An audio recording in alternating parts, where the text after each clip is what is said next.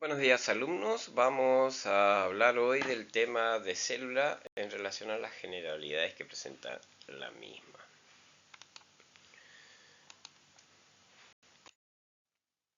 Se dice que la célula es la unidad química, anatómica, fisiológica y genética de todo ser vivo. Química porque poseen los mismos compuestos y elementos, toda la célula. Anatómica porque la misma puede generar organismos unicelulares o multicelulares. Fisiológica ya que pueden realizar todas las reacciones químicas y funciones características como la nutrición, la irritabilidad, las funciones metabólicas. Y la unidad genética porque contiene la información hereditaria necesaria para el control de su propio ciclo de vida. Existen, a grosa manera, dos tipos grandes de células, las células procariotas y las células eucariotas.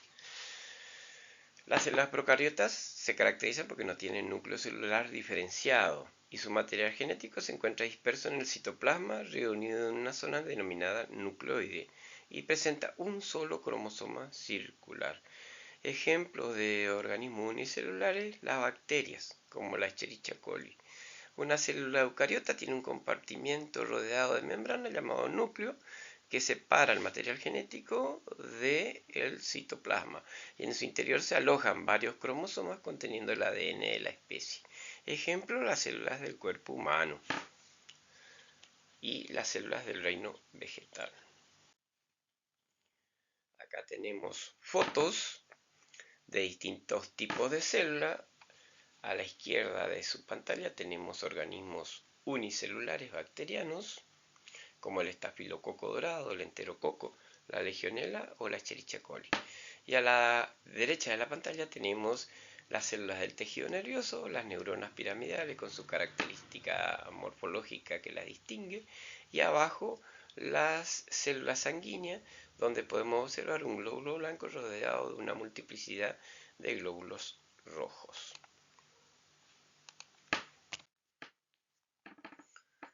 Bien, vamos a hablar de la célula eucariota. Estos organismos, es decir, la célula eucariota, están repartidos en los 4 reinos, en el reino animal, en el reino plantae, en el reino fungi y en el reino protista. Incluye a la gran mayoría de los organismos extintos, morfológicamente reconocibles, que estudian los paleontólogos.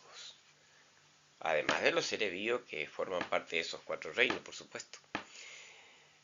Los ejemplos de la disparidad de una célula eucariota van desde un dinoflagelado, que es un protista unicelular fotosintetizador, a un árbol como la secuoya, que mide más de 100 metros de altura, o un calamar, o un racimo de setas, que son órganos reproductivos de hongos, cada uno con células distintas, y en el caso de los pluricelulares, a menudo muy variadas.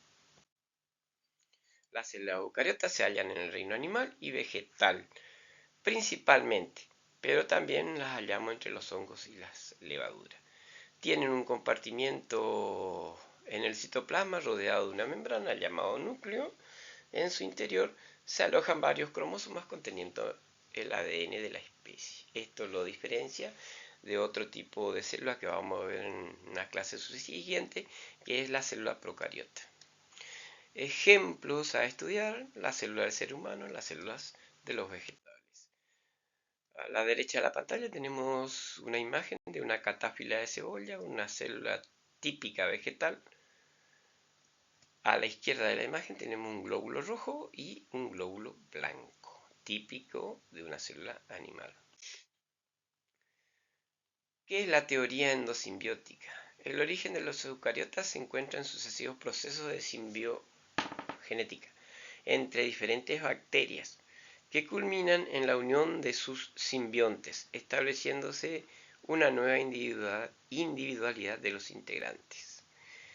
Hoy en día existen pruebas concluyentes a favor de la teoría de que la célula eucariota moderna evolucionó en etapas mediante la incorporación estable de bacterias a su interior en forma simbiótica. Las mitocondrias en las células animales, y los cloroplastos en las células vegetales serían esos otros organismos unicelulares que se introdujeron en el interior de otro organismo unicelular para dar origen a la célula eucariota. ¿Cuáles son las formas de las células? La forma generalmente de la célula está adaptada a la función que cumple. Y las células se agrupan originando tejidos y su estructura se adapta para la función. Ejemplo, el disco bicóncavo para el glóbulo rojo está adaptado al transporte de oxígeno en sangre. La fórmula esférica para el glóbulo blanco está adaptada para su capacidad fagocítica. Existen además otras formas que tienen las células.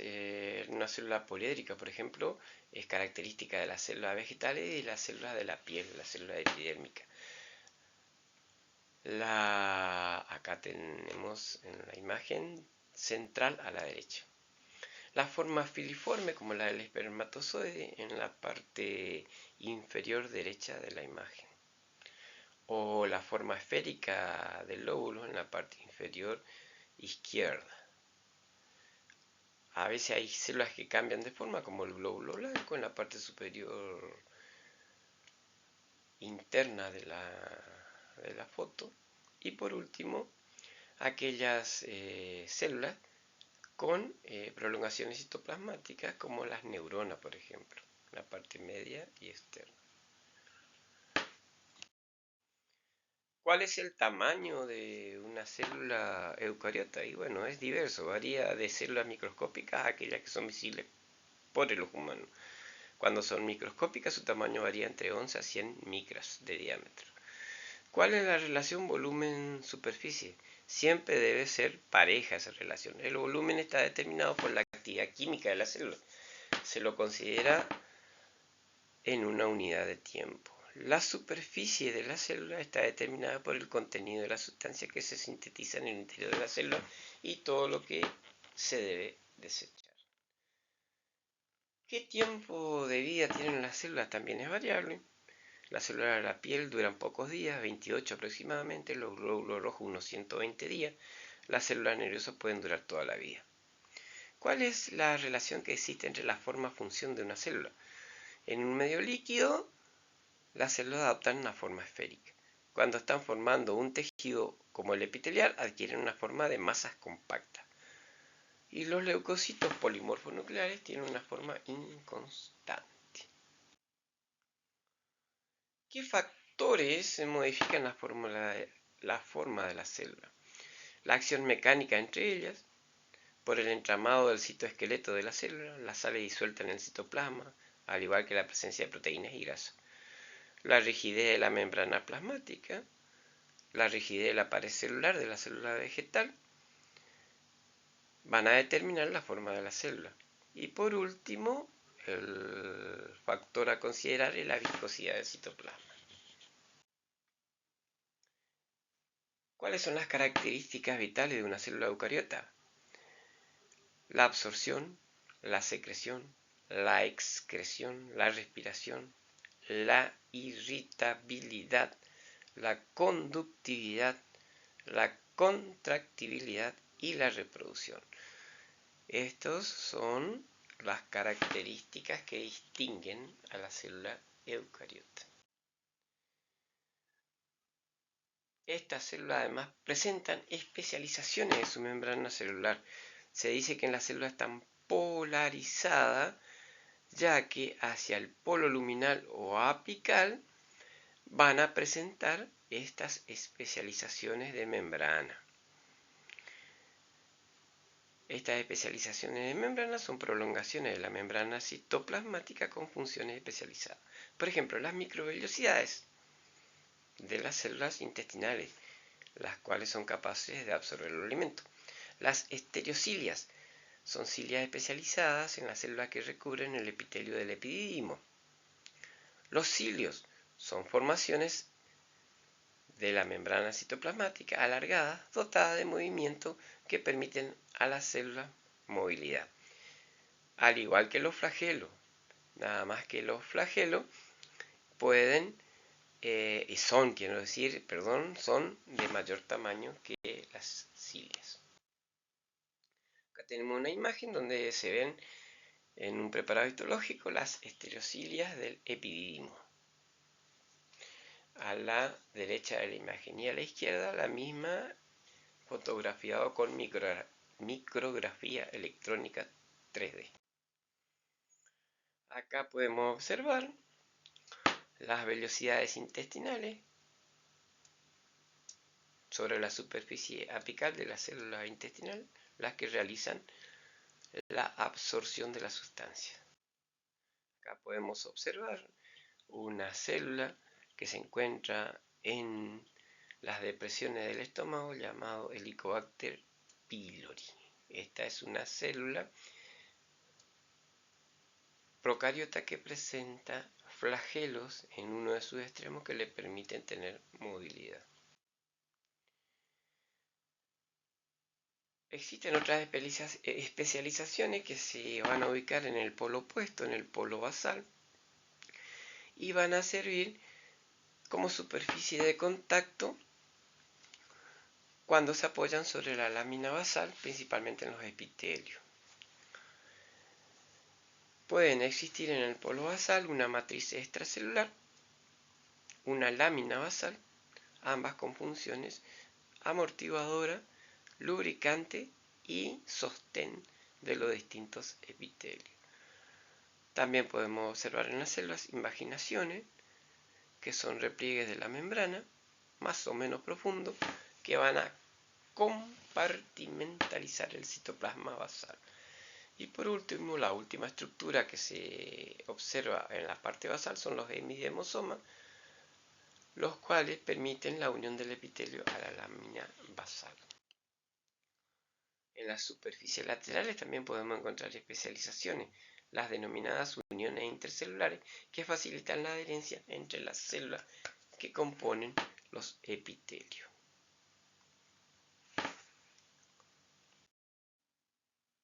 Acá les voy a presentar un cuadro donde se van a nombrar las distintas estructuras que son similares entre la célula animal y vegetal y las estructuras que las diferencian. Este cuadro tienen que aprendérselo.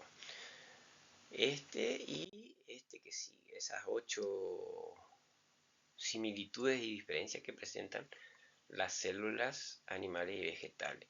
A su vez, este cuadro se puede traspolar a esta imagen, donde en el centro observamos todos los nombres de las estructuras que son similares en ambos tipos celulares, y por fuera las estructuras que las diferencian.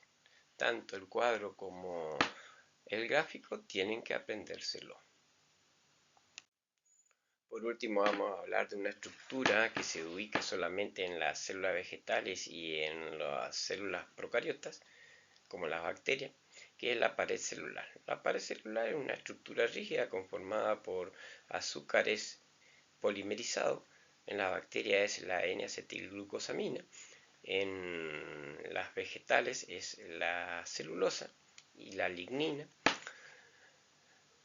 ¿Cuál es la función de la pared celular? Proteger a la célula del estallido osmótico por las variaciones de presión osmótica que existen en los líquidos. Además, le aporta la rigidez necesaria para mantener su forma. Y en los vegetales evita el trauma. Su estructura puede variar entre 5.000 a 1.500 astros de espesor. Son más grandes en la bacteria gram positiva que en la gram negativa. Y por último, en esta filmina les dejo el esquema de estudio de la estructura de una célula eucariota animal, como la célula del organismo humano. Vamos a detallar en él el estudio de la membrana plasmática, el estudio del citoplasma, el estudio de las organelas, que las vamos a agrupar de esta manera: organelas que forman parte del sistema de endomembrana, organelas membranosas y organelas no membranosas, el núcleo y por último el material extracelular que sintetiza y secreta la célula y que le rodea a la misma. Bien, gracias por su atención y que tengan un buen día.